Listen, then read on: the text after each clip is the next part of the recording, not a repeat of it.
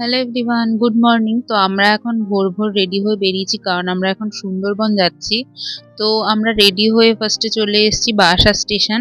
তো সেখান থেকে আমরা শিয়ালদায় আসলাম, আর এখন শিয়ালদা থেকে আমরা ক্যানিং যাওয়ার জন্য ট্রেনে উঠে পড়েছি। আর তারপর আমরা ক্যানিং স্টেশনে এসে পৌঁছলাম। আর তারপর আমরা যে ট্যুর অ্যান্ড ট্রাভেলসটাকে বুক করেছিলাম, তো তারা আমার গাড়ি নিয়ে চলে এসেছিল আমাদের ক্যানিং থেকে নিয়ে যাওয়ার জন্য। তো আমরা এখন ক্যানিং থেকে চলেছি ঝড়খালির দিকে। তো ঝড়খালির দিকে যাওয়ার পথে আমাদের ব্রেকফাস্ট করানোর জন্য এই রাস্তার ধারে সুন্দর দেখে একটা ক্যাফে টাইপের জায়গায় দাঁড় করালো। তো সেখানে আগে আমাদের দাঁড়ানোর পরে ফার্স্টেই আমাদেরকে চা দিয়ে দিয়েছিল। তো একটু ঘুরে ঘুরে চাটা খেতে না খেতেই তারপর আমাদের ব্রেকফাস্ট দিয়ে দিল। ব্রেকফাস্টে ছিল একটা কচুরি টাইপের, আর ছিল আলুর দম। কচুরি আর আলুর দমটা ঝাল ঝাল ভীষণ টেস্টি লাগছিল খেতে। আর তার সাথেই দিয়েছিল একটা কালো জাম। তো আমাদের ব্রেকফাস্টটা কমপ্লিট করার পরে আবার গাড়ি ছেড়ে দিল ঝড়খালি যাওয়ার জন্য। সুন্দরবনের চারিদিকে গ্রাম্য পরিবেশ, প্রকৃতি দেখতে দেখতে আমরা আমাদের যে হোটেল বুক করা ছিল সেই হোটেলে এসে পৌঁছলাম। আর এই ছিল আমাদের হোটেল। হোটেলটা খুব সুন্দর এবং পরিষ্কার পরিচ্ছন্ন ছিল। সামনেটায় অনেক সুন্দর জায়গা, প্রচুর রোদ পড়ছিল, সুন্দর লাগছিল বেশ পরিবেশটা।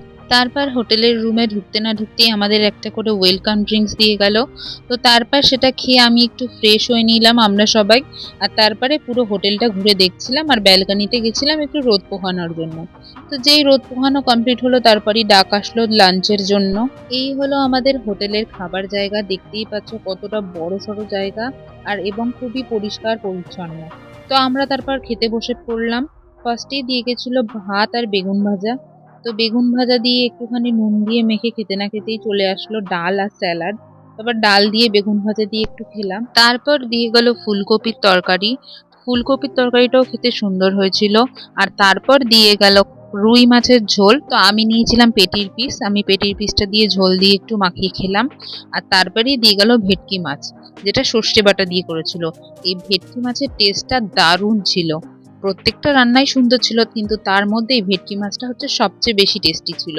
তারপরে দিয়ে গেল চাটনি পাঁপড়। তো খাওয়া দাওয়া করে তারপর আমরা রেস্ট নিলাম।